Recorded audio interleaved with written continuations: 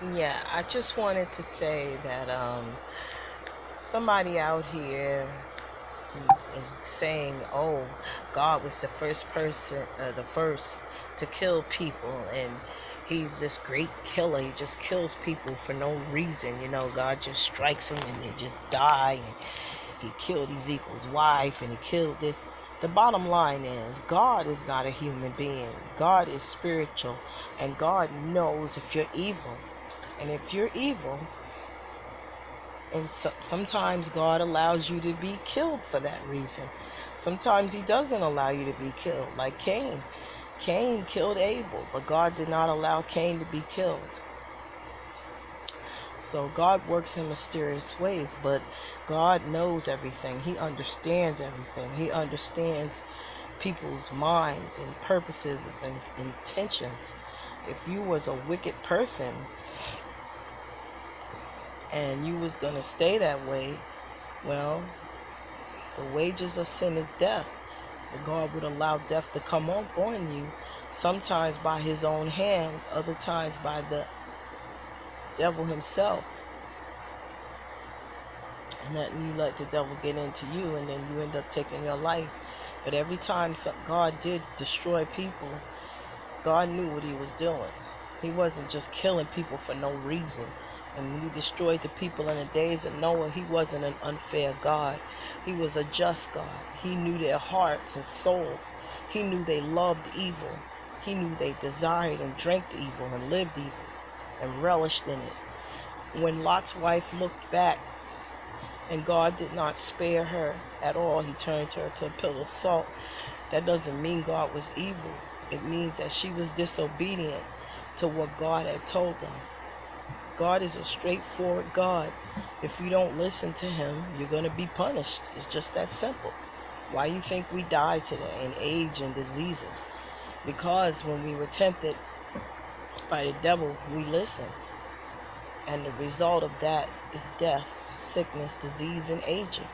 The result of that is our own struggle that we have to go with today because we listen to the enemy. We were deceived and fooled by the enemy. But a person could say, well, we were deceived and fooled by the enemy, so therefore that makes God wrong. That makes Him, not good and not fair. I'm going to tell you why God is fair, even though mankind was deceived by the enemy. I'm going to tell you the real reason. I'm going to tell you why God was fair. First of all, that's God's nature to be fair anyway. But the main number reason why God was fair in what He did, even though it looked like He wasn't because we were deceived, we were warned. God warned Eve and Adam. He simply told them, don't eat of this tree, for if you eat of this tree, you shall surely die. Don't touch it. Don't eat of it, or you will surely die. And that's how God spoke. And He was expecting them to listen to Him.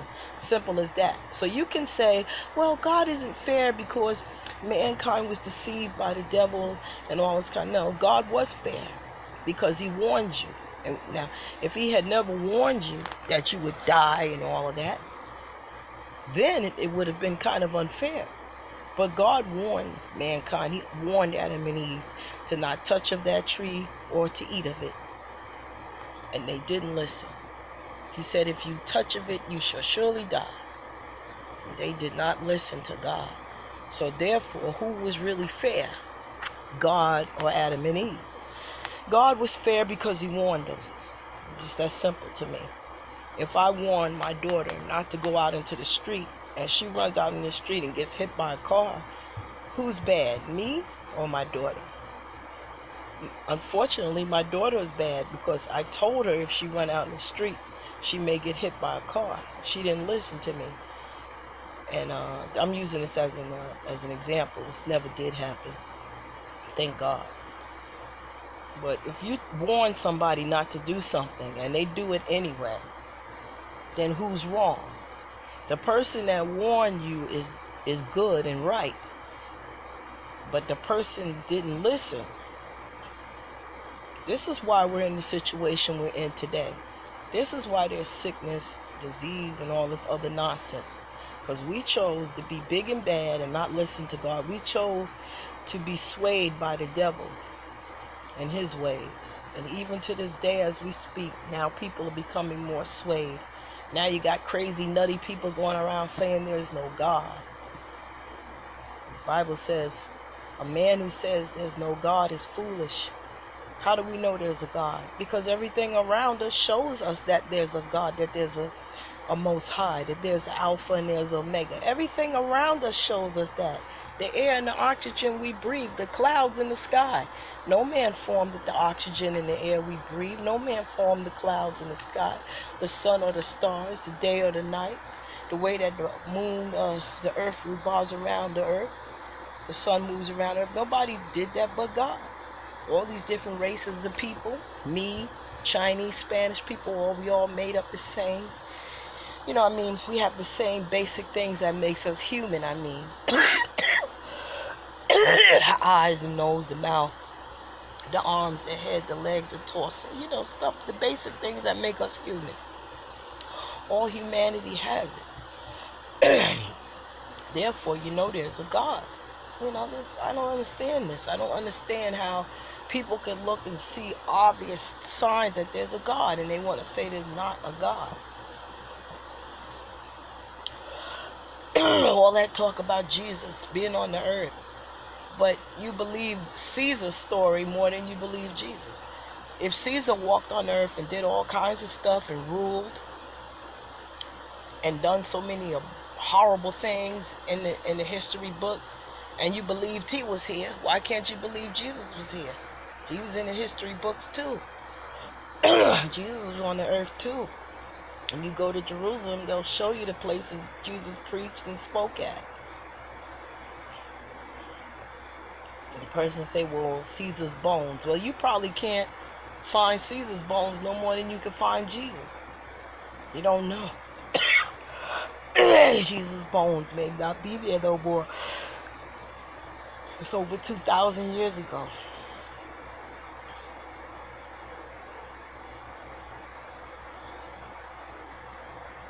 There had to be a Messiah because we did so many things that were wrong in God's sight. We disappointed him. Even after he destroyed the world by water, we still turned around and sent again when God started a new world because we still worshipped idols and gods. God had to get the people out of Egypt, free us out of the bondage of Egypt. He let us go into slavery there for over 400 years that we know of anyway. He let us out of there because we were worshiping idols and gods. Egypt is a place of idol worship. They worship people and stones and gods. They do not worship the higher power. So as a black person, if you want to get into Egypt, all you're doing is getting into idol worship. That's it. You're not going to be worshiping God. You're going to be doing just like your ancestors did in the days of Moses. They worshipped idols and stuff. And when they worshipped these idols, when Moses went up into the bush to talk with God, when Moses came back down, he didn't just get mad and stuff. God opened up the earth and swallowed up those that worshipped idols. Alive, they went to hell. So God is no joke. You can't disobey God and get away with it. This is proof of it. Because when Adam and Eve sinned, God cursed all mankind. Regardless of your offspring, if you was the descendant of Abraham, Isaac, and Jacob, you still got cursed. Because of sin. Because of Adam and Eve. That's why. People say, oh, there's not a, you know, there can't be a God because there's evil in the world. There's this and that in the world.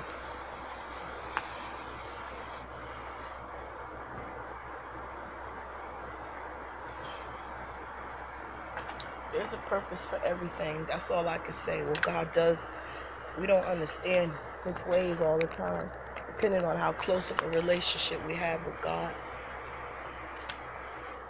But everything happens for a purpose. And one day all things will be revealed. And all understandings will be put to final rest, because there'll be answers for everything. But the time is not yet for all of us to know everything. It ain't meant for us to know everything. When God let us know a little bit, we abused it. So he can't just keep letting us know everything. We're too silly and foolish. We don't want to listen to him. Even now, in this time we living in now, our flesh is still fighting against the spirit.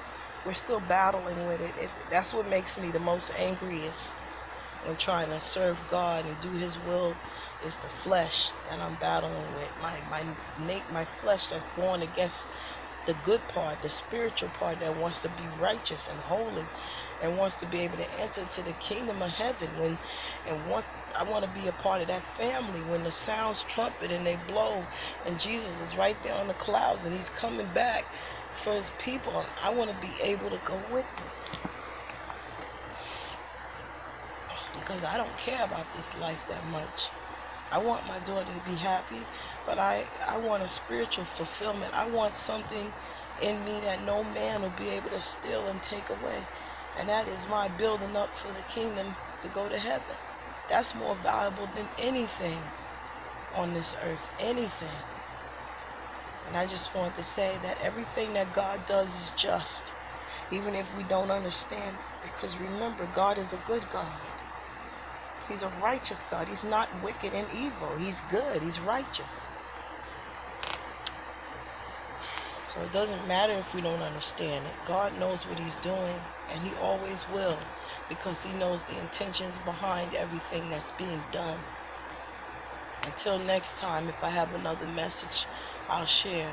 Peace and shalom to all my sisters and brothers.